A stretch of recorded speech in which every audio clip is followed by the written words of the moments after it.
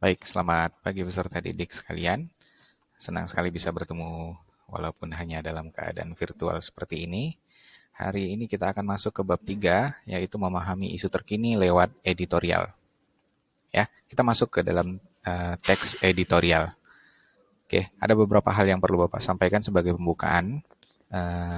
Yang pertama, kita akan memahami dulu lebih dalam atau memancing pengetahuan Anda. Apa sih editorial itu? Nah, ini harusnya untuk kalian pasti pernah, paling tidak kalian beli koran, pasti pernah terlihat, ataupun kalian pernah nonton TV swasta, ya, ada satu acara yang terkenal sekali, itu disebut juga dengan editorial biasanya. Bisa kita dapatkan di editorial media Indonesia, bisa juga kalau di koran-koran itu ada editorial, ada tajuk rencana, ada beberapa nama, tetapi itu semua isinya sama. Ya, oke, kita lihat dulu. Nah, apakah Anda pernah membaca koran, majalah, baik dalam jaringan atau yang berada online maupun luring di luar jaringan, atau dia berada di majalah ataupun koran? Bapak yakin ini kalian semua pasti pernah, ya. Paling tidak melihat sekilas, walaupun tidak kalian baca, tetapi pasti pernah eh, membaca atau melihat rubrik ya, satu jenis berita yang namanya adalah editorial. Ya. Nah, yang kedua, di dalamnya terdapat rubrik yang bernama editorial, opini, atau tajuk rencana. Nah, ketiga nama ini memang biasanya digunakan, ya. Ketiga nama ini biasanya digunakan, ada juga nama lainnya, cuman Bapak tidak tuliskan, tetapi isinya sama. Tetapi ada beberapa hal yang perlu diperhatikan, yang penulisnya itu bukan penulis lepas, artinya bukan orang yang menulis editorial ini, tetapi pimpinan redaktur atau redaksi dari majalah tersebut, ya, yang menulis itu baru dinamakan editorial, opini, atau tajuk rencana. Kalau tidak, itu hanya merupakan paragraf argumentasi atau teks argumentasi yang berada dalam koran. Ya, ingat, penulisnya harus orang yang bekerja di majalah atau koran ataupun TV tersebut. Mereka yang berpendapat, ya. Mereka itu biasanya mengadakan rapat dulu untuk membahas hal-hal terkini yang jadi pokok permasalahan, yang kemudian dituangkan dalam bentuk tulisan. Jadi itu sudah kesepakatan dalam satu, misalnya satu koran ya, satu koran, kemudian itu dijadikan tulisan untuk membahas apa-apa yang baru di hari itu gitu. Karena editorial ini beritanya harus panas. Nah, dalam artian tidak sebenarnya ya, artinya beritanya itu harus berita-berita yang terbaru gitu. Ya. Oke, editorial merupakan, ini secara pengertian, ini hanya untuk mengantar pengetahuan kalian, tidak perlu kalian hafalkan ataupun tulis. Tapi editorial itu merupakan satu di antara rubrik yang ada di media massa cetak seperti koran, majalah, atau buletin. Ya, editorial itu biasanya menjadi sebuah cara untuk merespons suatu isu atau permasalahan dan memberikan tawaran solusi di akhir teks. Bahasa yang digunakan adalah bahasa yang lugas. Jadi dia tidak berbelit-belit. Lugas di sini berarti langsung pada maknanya. Ya, oke. Masih di persepsi untuk pengenalan. Dengan membaca editorial, Anda tidak hanya diharapkan untuk tahu peristiwa yang sedang terjadi, tapi juga dapat bersikap kritis. Nah, ini tujuan pembelajarannya ini yang sangat penting ya. Jadi ketika kita mendapatkan sebuah berita, diharapkan dengan kalian sering membaca editorial seperti ini, kalian itu dapat berpikir kritis. Ini harapan dari pembelajaran ini.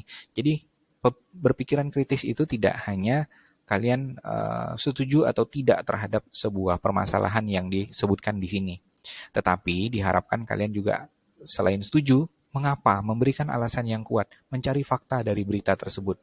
Kalau kalian tidak setuju juga demikian, mengapa tidak setuju? Kalian harus kritis, kalian harus cari datanya, faktanya, jadi tidak cepat termakan yang sekarang kita sebut dengan hoax, gitu ya, yang apa, berita-berita palsu. Jadi kalian tidak cepat termakan berita-berita seperti itu, tetapi diharapkan kalian nantinya akan mampu bersikap kritis, ya. Jadi kalian setuju, oke setuju, tetapi mengapa? Silakan cari data dan faktanya. Sebaliknya, kalian tidak setuju, oke mengapa tidak setuju? Kalian cari data dan faktanya. Jadi kita tidak sembarangan berargumen karena nanti editorial ini syarat akan argumentasi kita yang diperkuat dengan fakta. Makanya nanti ada di dalam ini ada fakta dan opini, ya. Oke, hal ini karena di dalam editorial ada pendapat-pendapat atau penulis atau redaksi, ini yang Bapak sebutkan tadi. Jadi penulisnya adalah redaktur majalah ini. Redaktur ini sudah rapat di lingkungan mereka untuk memutuskan. Misalnya ada sebuah kejadian, seperti sekarang yang sedang heboh, mungkin Bapak contohkan tentang di Prancis itu ada pembuatan karikatur Nabi Muhammad, ya. Itu kita bisa bersikap kritis dengan cara setuju ataupun tidak, dan mereka sudah merapatkan itu. Oke, kita setuju dengan misalnya negara Prancis yang memperbolehkan karena alasannya kebebasan berpendapat. Boleh, silakan. Tetapi silakan dicari data dan faktanya. Mengapa banyak umat Islam yang marah? Dan sebaliknya, kalau kita tidak setuju juga mengapa? Silakan cari data dan faktanya. Ya, jadi tidak sembarangan untuk berpendapat. Kita harus bersikap kritis. Nah, ini adalah kompetensi dasar yang harus kita lalui kalau kita bertatap muka. Tetapi kita akan menyingkat banyak sekali dari ini karena kita hanya akan menggunakan kompetensi dasar esensial yang penting-penting saja, ya. Dan editorial ini bisa dibilang sangat penting dan sangat baik. Oke. Kemudian ini harapan dan tujuan pembelajarannya. Kalian diharapkan untuk dapat mengidentifikasi isi teks editorial dan membedakan fakta dan opini dalam teks editorial. Oke, itu akan kita ringkas dalam satu pertemuan. Oke, nah selanjutnya permasalahan yang dibahas dalam teks editorial adalah permasalahan yang berkaitan dengan peristiwa atau berita yang sedang hangat dibicarakan, aktual, kemudian fenomenal dan kontroversial. 3 syarat berita ini harus ada di dalam sebuah berita editorial. Kalau tidak terdapat tiga hal ini, maka dia belum bisa disebut dengan editorial, maka dia hanya akan menjadi berita biasa. Ya, aktual artinya dia terjadi baru-baru ini, terkini kalau kita kenal bahasanya, ya. Kemudian fenomenal berarti sesuatu yang luar biasa. Dia tidak bisa berita regional, misalnya di sekolah kita kalau hujan ada genangan air yang banyak, itu ya tidak ada gunanya. Kita bukan fenomenal, bukan berita yang luar biasa gitu. Tetapi kalau sudah menyangkut hajat hidup orang banyak, ya fenomenal. Misalnya satu Pontianak terendam banjir, itu baru bisa disebut dengan fenomenal. Kemudian kontroversial, artinya ada pro, ada kontra di dalamnya, sehingga penulisnya bisa berpihak kepada satu pihak, bisa setuju ataupun tidak setuju seperti yang Bapak sebutkan sebelumnya. Kemudian di dalamnya syarat terdapat fakta, ya, fakta peristiwa yang terjadi dalam berita, dalam editorial, kemudian dianalisis untuk menghasilkan sebuah persepsi redaksi. Di dalamnya ada fakta dulu, ada begini kejadiannya, begitu kejadiannya, kemudian baru ada persepsinya. Persepsinya itulah pendapat dari si redaktur atau redaksi, orang yang menulis berita ini. Kemudian persepsi ini diperkuat dengan berbagai argumentasi. Dan argumentasi ini harusnya kalian sudah pelajari di kelas 10. Di dalamnya terdapat fakta dan opini, ya. Argumentasi itu bukan hanya pendapat, bukan hanya argumen, tetapi argumen yang diperkuat dengan fakta. Kemudian jika argumentasi ini sudah cukup kuat, redaksi akan memberikan rekomendasi untuk solusinya. Jadi di dalamnya nanti akan ada solusi, ya, di paragraf-paragraf terakhirnya bagaimana saran dari si penulis ini terhadap misalnya yang dikritik adalah pemerintah, maka pemerintah ini harusnya bagaimana, itu harus ada. Kalau tidak, dia tidak akan menjadi teks editorial yang baik, ya. Nah, kemudian gaya penulisan editorial itu hampir sama ragam artikel atau karya ilmiah, yaitu eksposisi. Nah, eksposisi ini merupakan tulisan yang bertujuan untuk mengklarifikasi, menjelaskan, dan mengevaluasi sebuah berita, ya.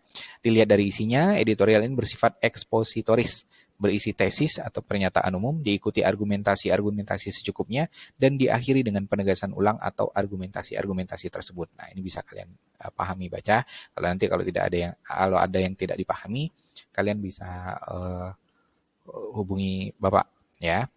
Seperti biasa melalui Google Classroom Comment ataupun melalui jejaring pribadi ya. Nah, kemudian kita akhiri pembelajaran ini agar kalian lebih kenal dengan teks editorial ini, maka kalian akan Bapak minta untuk mencari ya, mencari sebuah teks editorial ya, benar atau salahnya nanti akan kita evaluasi. Tetapi kalian cari dulu sebuah teks editorial, biasanya banyak kalau di internet itu di media Indonesia itu nanti ada kolom editorial tersendiri. Kalian bisa copy paste dari situ, silakan masukkan ke dalam Google Docs, kemudian dikumpulkan, kemudian jawab pertanyaan-pertanyaan yang mengikutinya, yang ini. Ya. Nah, ini abaikan saja. Nih, tidak seperti ini ya. Ini kita tidak menggunakan buku dulu. Bapak ingin tahu apakah kalian bisa membedakan mana teks editorial mana tidak, sehingga ini diabaikan terlebih dahulu. Kemudian jawablah pertanyaan berikut. Ya. Nomor 1, berita apa yang menjadi sorotan dalam teks editorial yang kamu baca. 2, fakta-fakta apa yang disajikan redaktur dalam editorial tersebut. Yang ketiga, bagaimana tanggapan atau pendapat redaktur terhadap berita tersebut. Yang keempat, apa argumen yang disampaikan redaktur untuk mendukung pendapatnya. Yang kelima, bagaimana sikap redaktur terhadap fakta tersebut. Yang keenam, siapa yang dituju oleh redaktur atas tanggapannya. Yang ketujuh, saran atau rekomendasi apa yang dikemukakan redaktur terhadap pihak yang dituju. Kemudian yang terakhir, berdasarkan isinya, coba kemukakan mengapa teks tersebut termasuk ke dalam teks editorial. Silakan ungkapkan alasannya. Ya, jadi yang atas ini silakan diabaikan terlebih dahulu. Silakan jawab 8 pertanyaan ini setelah kalian mendapatkan satu teks editorial. Teks editorialnya dimasukkan, kemudian jawab pertanyaan ini. Itu sudah ada di dalam Google Docs yang akan Bapak bagikan juga. Oke. Selamat pagi. Kalau ada yang tidak dipahami, silakan tanyakan melalui Google Comment, Classroom Comment, ataupun kalian bisa menanyakan secara pribadi melalui WhatsApp ataupun Line ataupun yang kalian punya. Tentunya kalian sudah punya kontak Bapak. Terima kasih Bapak. Akhiri dulu video singkat pembelajaran ini. Terima kasih.